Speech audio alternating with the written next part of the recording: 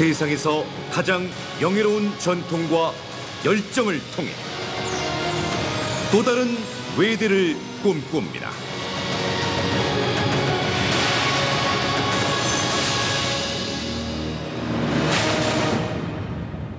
자, 이어서 오늘 치렀던 모의 논술과 모의 에세이에 대해서 출제위원장님이신 경영대학의 남기석 부학장님께서 정리를 해주시겠습니다. 남기석 부학장님 모시도록 하겠습니다.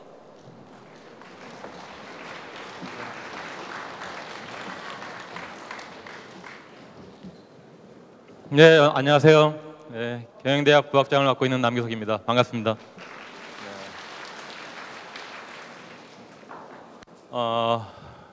시험 어려웠어요? 다 쉬었다고 그러던데 문제가. 네.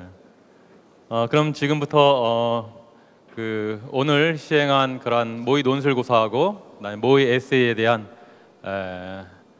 정답은 사실은 뭐 없는데 답을 한번 확인해 보겠습니다. 사실 올해는 작년하고 약간 문제의 유형이 달라졌어요. 혹시 작년에 모의 논술고사 보신 분은 없으시겠죠? 네. 사실 지금까지 외대 논술은 영어 제시문 2개 하고 그다음에 국문 지문이 4개에서 6개로 이루어져 가지고 문제가 한 세트였는데 올해부터는 바뀌었습니다. 바뀐 2가지 이유는, 첫 번째는 보통 문제가 문항 1, 2, 3 3가지로 구성이 돼 가지고 하나를 틀리면은 그 다음 문제도 또 틀릴 수 있는 가능성이 있기 때문에 그런 문제를 일단 배제해 보자라는 거였고요. 그 다음에 2번째는 일단은 독립적인 문제 파트 1하고 일단 파트 2로 구성을 해가지고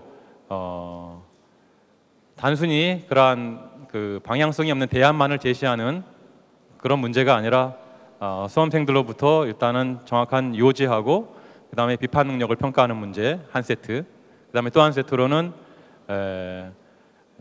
개념을 정확하게 이해함으로써 비교 분석할 수 있고, 또 하나 그러한 정확하게 이해한 그런 개념을 바탕으로 적용 추론할 수 있는 그런 능력이 있는지를 확인하고자 2파트로 구성해서 문제를 냈습니다.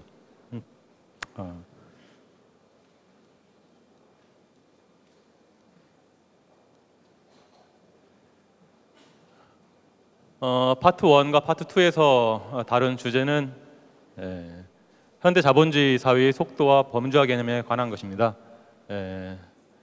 파트 1에서는 현대 자본주의에서의 속도 문제를 핵심 논제로 해서 영문자료 1개하고 그 다음에 국문자료 1개로 문항을 구성했고요. 파트 2에서는 범주화와 관련된 3개의 자료로 2문항을 구성하였습니다. 파트 1 문제에서는 일단은 자료를 정확하게 읽을 수 있느냐, 그래야만 요지를 잘 파악할 수 있겠죠.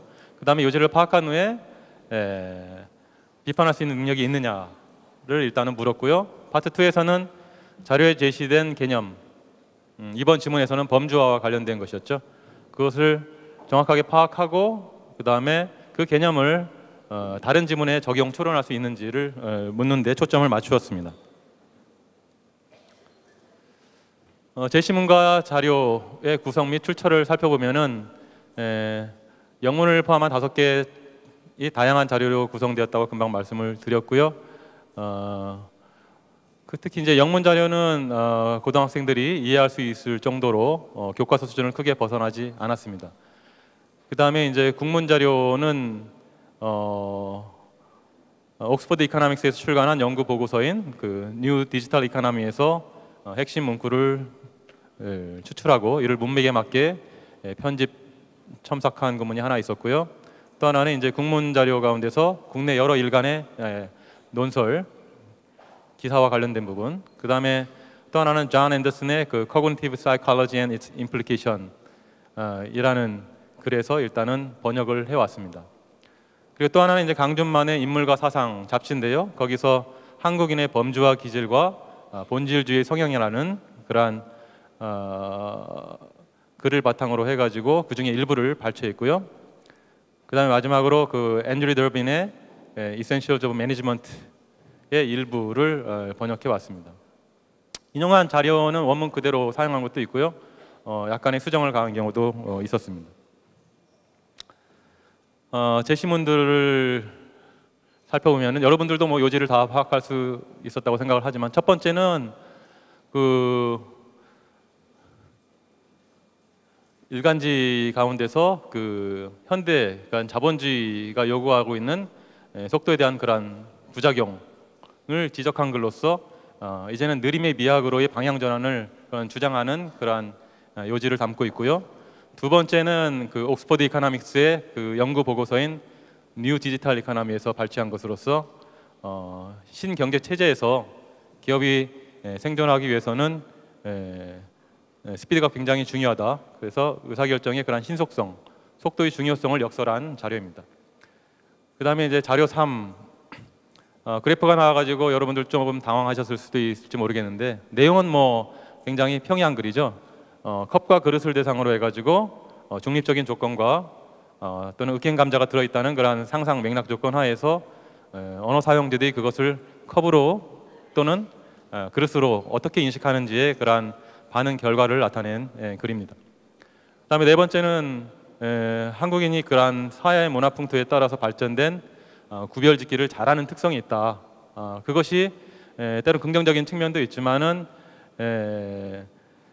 오히려 부정적인 측면을 갖고 있다는 그러한 글로서 이러한 구별짓기가 계속되는 그러한 범주화 게임이 지속되고 있다는 그러한 요지고요.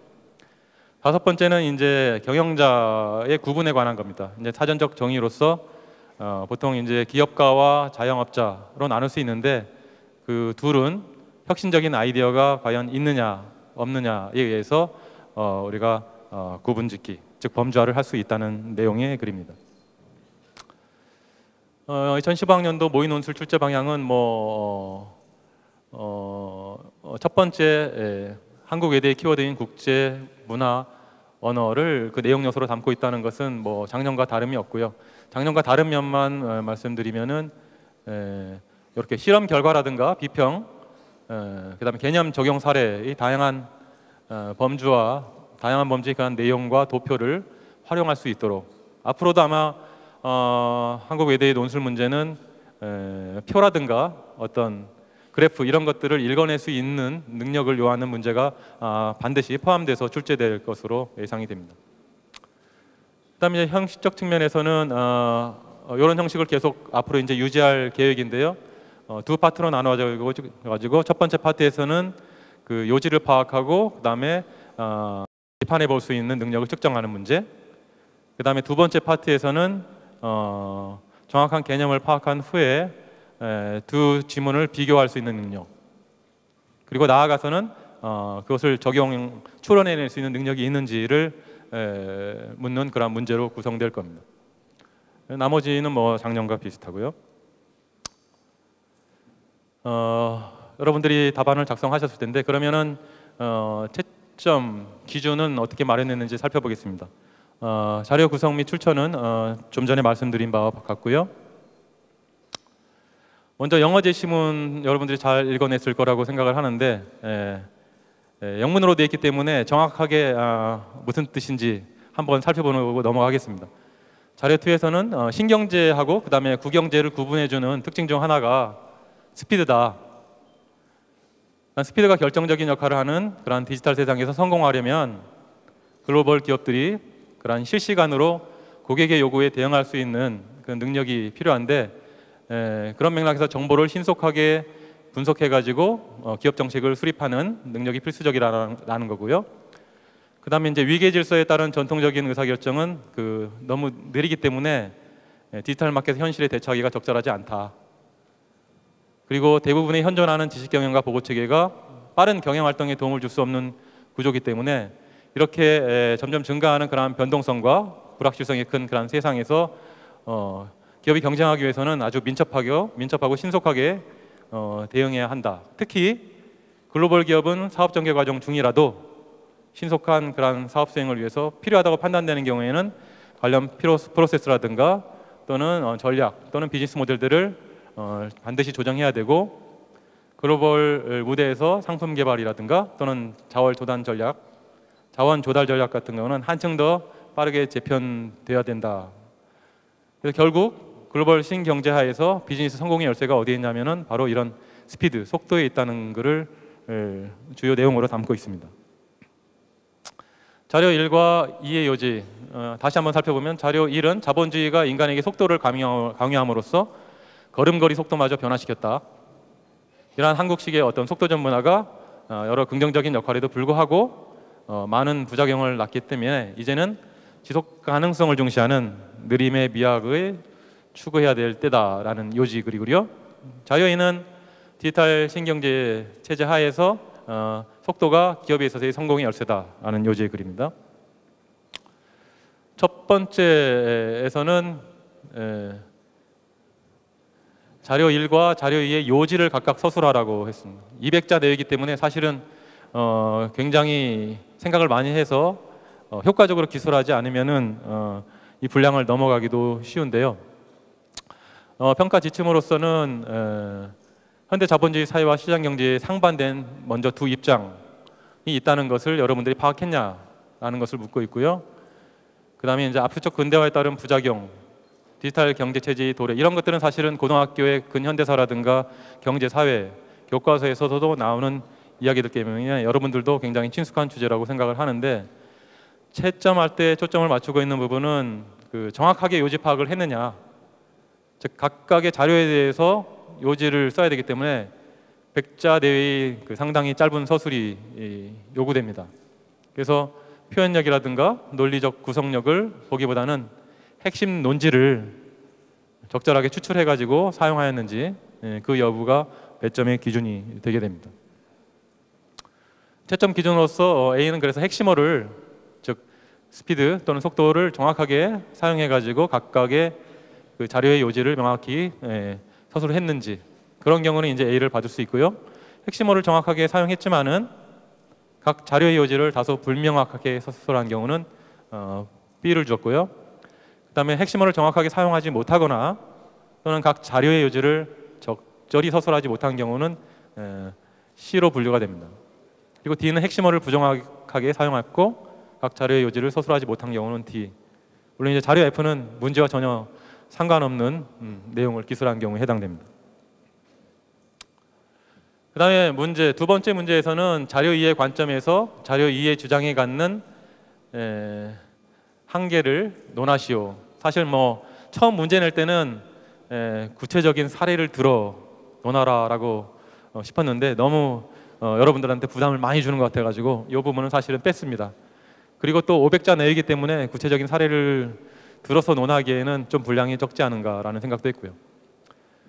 그래서 자료 1과 자료 2의 요지는 금방 말씀드린 바대로고요. 이 문제 2에서는 그 자본주의와 신경제 체제하에서 속도를 바라보는 그 자료 1과 자료 2의 상반된 관점을 파악하는 것이 우선 필요합니다. 그래서 답안 작성할 때 자료 2의 내용을 전적으로 부정하고 비판하기보다는 그것의 타당성을 인정하되 자료 2에 나타난 스피드의 측면에서 자료 1의 주장에 갖는 한계를 지적하는 것이 중요하다라는 겁니다. 자료 1은 느림의 미학이 중요하다는 것인데 그것을 개인적 차원에서는 인정할 수 있지만 사회적 국가적 차원에서 이러한 변화된 현실에 적극적으로 대응할 필요성을 지적할 필요가 있다는 거죠. 그래서 다시 한번 말씀드리지만 일단 두 개의 문장이 스피드에 대해서 하나는 긍정적인 측면, 하나는 부정적인 측면의 관점에서 서술되고 있는데 느림의 미학을 아무리 추구한다고 하더라도 그것을 완전히 부정하지 않고 긍정적인 그러한 측면을 담고 있는 자료 2의 관점에서 균형을 잡으면서 일단은 비판할 수 있는 능력을 요구하고 있습니다. 그래서 A등급을 받기 위해서는 먼저 자료 1과 자료 2가 연계되어서 기술이 돼야 되는데, 즉 현대사회 경제체제하에서 속도의 중요성이라는 게 아주 중요하게 부각되고 있다. 그리고 지나친 속도 추구의 부작용에 대한 인식과 더불어서 사회 경제적 차원에서는 그러면 속도를 포기하면 좋으냐? 그건 아니다라는 거죠. 그래서 궁극적인 대안이 될 수 없음이 지적되어야 되고, 마지막으로 그러한 변화된 현실에 대한 다면적인 인식과 평가, 즉 과도하게 한쪽으로 치우치지 않는 그러한 서술이 필요하다고 보겠습니다. 그다음에 B등급은 자료 1과 자료 2의 시각 차이를 올바로 파악했지만 자료 1의 취지를 무시하거나 관가한 경우에 해당되고요. C등급은 자료 1과 자료 2의 시각 차이를 올바로 파악하지 못한 경우, 그 다음에 D는 자료 1과 자료 2의 요지를 올바로 파악하지 못한 경우, F는 아까 말씀드린 바대로입니다. 그리고 이제 문제 3을 보면은 문제 3과 자료 3과 자료 4를 범주와의 대상, 그 다음에 기준, 그리고 효과의 측면에서 비교 분석하라고 묻고 있는데요. 먼저 자료 3의 요지를 보면은 컵과 그릇의 범주와 경계가 모호하다. 그래서 라보브 교수가 실험 결과를 그래프로 소개하고 있는데 우리가 단어를 사용해서 개념을 범주화하지만은 각각의 단어가 의도한 범주 항목에 무엇을 포함시킬지, 즉 폭하고 그 다음에 깊이가 다른 다양한 용기의 그릇을 어떤 것은 컵으로 어떤 것은 그릇으로 어떻게 구분하냐 하는 것은 피실험자마다 이게 답이 달라질 수 있다는 거죠. 그래서 무엇을 포함시킬지의 명확한 기준을 설정하기가 어렵다. 컵, 그릇 같은 사물 이름에 대한 범주화는 대상 사물의 폭, 깊이, 비율 같은 속성뿐이 아니라 그러한 그 사물이 주어지는 맥락에 의해서도 달라진다는 것이 요지고요. 자료 4에는 그 한국인의 인간관계에 나타나는 범주화 현상으로서 일단 처음 만난 사람을 뭐 나이라든가 고향이라든가 출신 학교 등 신상 명세를 기준으로 이렇게 분류하는 그러한 경향이 없지 않아 있는데 그것이 긍정적인 측면이 있을 수 있지만 우리나라에서는 그러한 편견이라든가 또는 편가르기를 유발시킬 수 있는 요인이 되기도 한다라는 주장입니다. 그다음에 자료 5에서는 마이클 델과 같은 기업가의 성공을 사례로 해가지고 사업 운영자의 두 부류, 즉 기업가와 자영업자가 있을 수 있는데 그것을 사전적으로 정의해 본다면은 가장 중요한 기준이 될 수 있는 게 바로 혁신적인 아이디어를 가지고 있느냐 없느냐로 구분할 수 있다는 거고요. 그래서 세 번째 문제에 대한 범주화의 대상, 기준, 효과는 여러분들이 지문을 잘 관찰한다면은 충분히 적어낼 수 있는 거라고 생각합니다.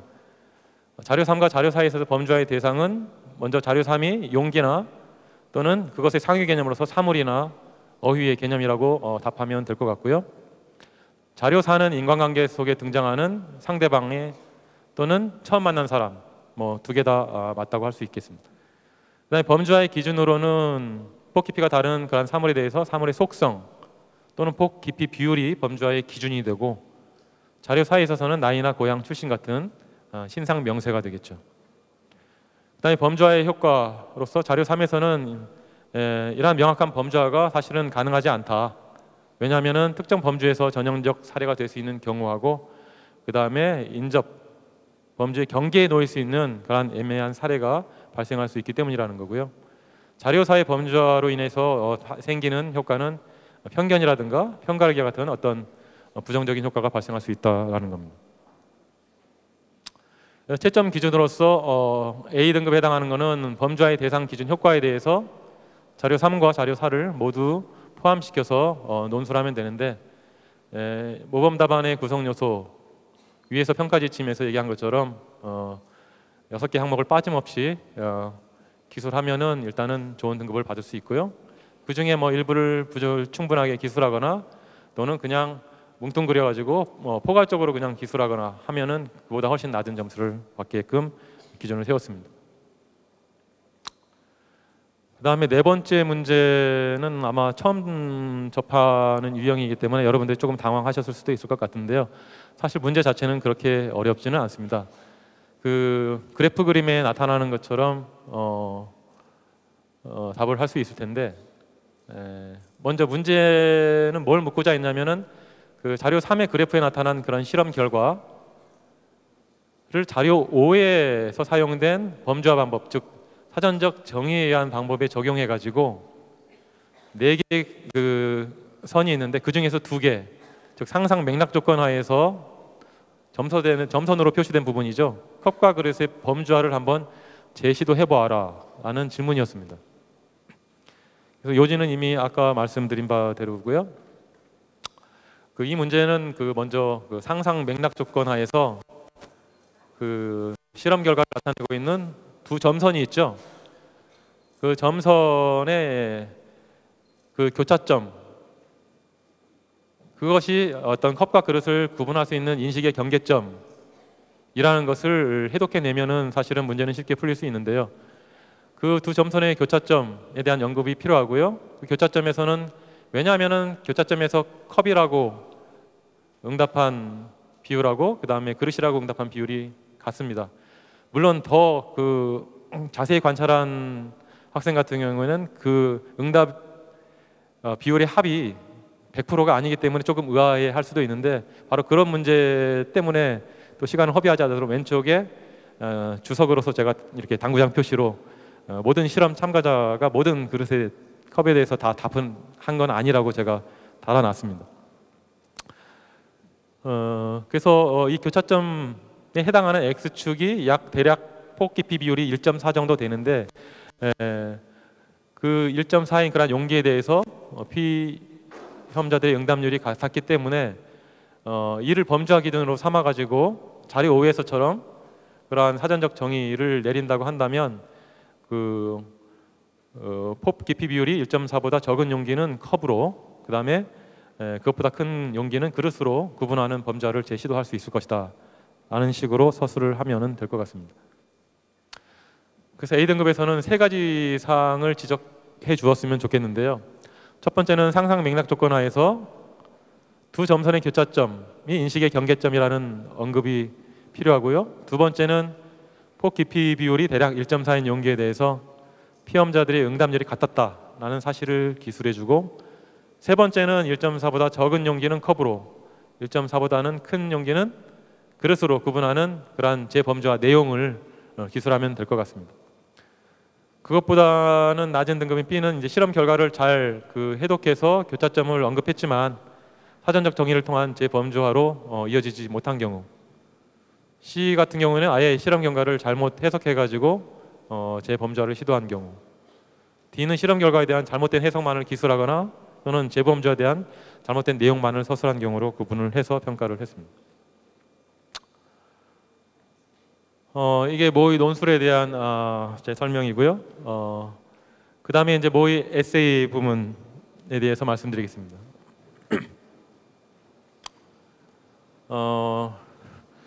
제 시문은 여러분들 뭐 다 읽으셨을 걸로 생각이 되는데, 노덜 아일랜드의 그런 얼스터 교수가 얼스터 대학의 교수인 리차드 린이 특정 과대에 대한 남성과 여성의 그런 수행 능력 차이가 남녀의 IQ 차이에 기인할 수 있다고 주장하는 것에 대한 대다수 심리학자들과 사회학자들의 그런 반대되는 견해를 소개하는 겁니다. 그래서 문제에서 묻고 있는 것은 이런 남성과 여성의 어떤 수행 과제의 능력, 이런 성과에 대한 이해를 바탕으로 해서 특정 직업에서 남성 또는 여성을 배제시켜야 되는 주장이 여러분들은 어떻게 생각하고 있는지 적절한 그런 논과 함께 제시하라는 거였는데요.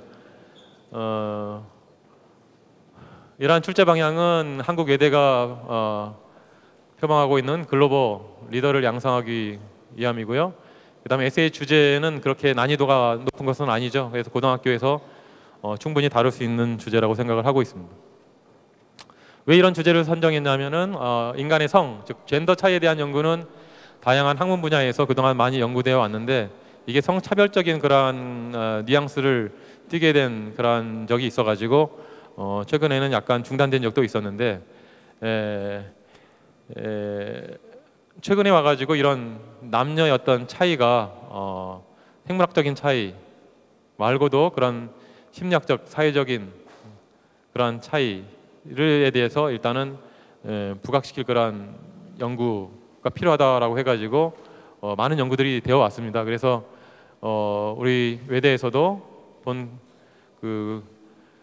아무래도 이 시험을 보는 분들이 해외에서 일단은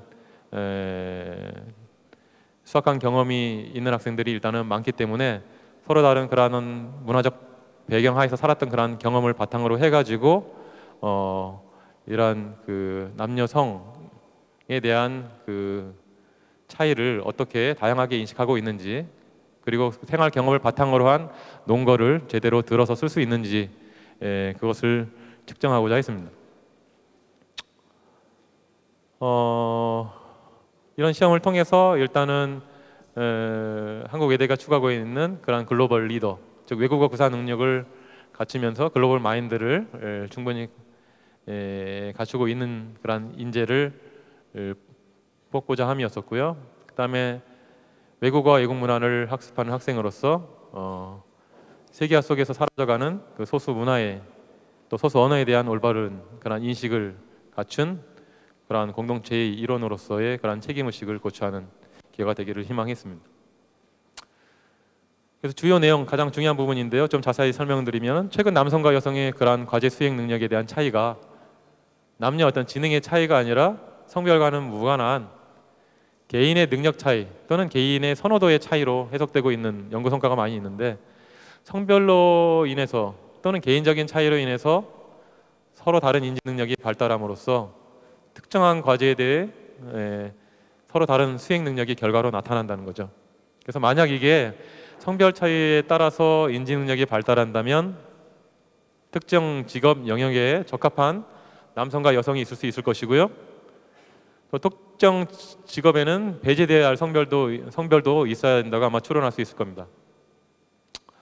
또는 성별의 차이보다는 개인적인 인지 능력이 오히려 과제 수행 능력을 좌우한다고 생각할 수도 있는데, 그런 경우에는 상반된 논술이 가능할 것으로 예상이 됩니다. 그래서 본 문항에서는 통계적인 자료라든가 또는 체계적인 연구 분석 자료가 제공되지 않았기 때문에 각 수험생들이 문화적 배경이나 또는 개인적 경험을 바탕으로 해가지고 기술을 할 수밖에 없을 것 같은데, 따라서 주관적인 결론을 이끌어낼 수밖에 없을 거라고 생각합니다. 그래서 표현의 적절성이라든가 내용의 구성력 등을 위주로 이 에세이를 평가하는 것이 맞다고 일단은 판단이 됩니다. 이상 논술 에세이까지 설명을 드렸습니다. 경청해 주셔서 감사드립니다.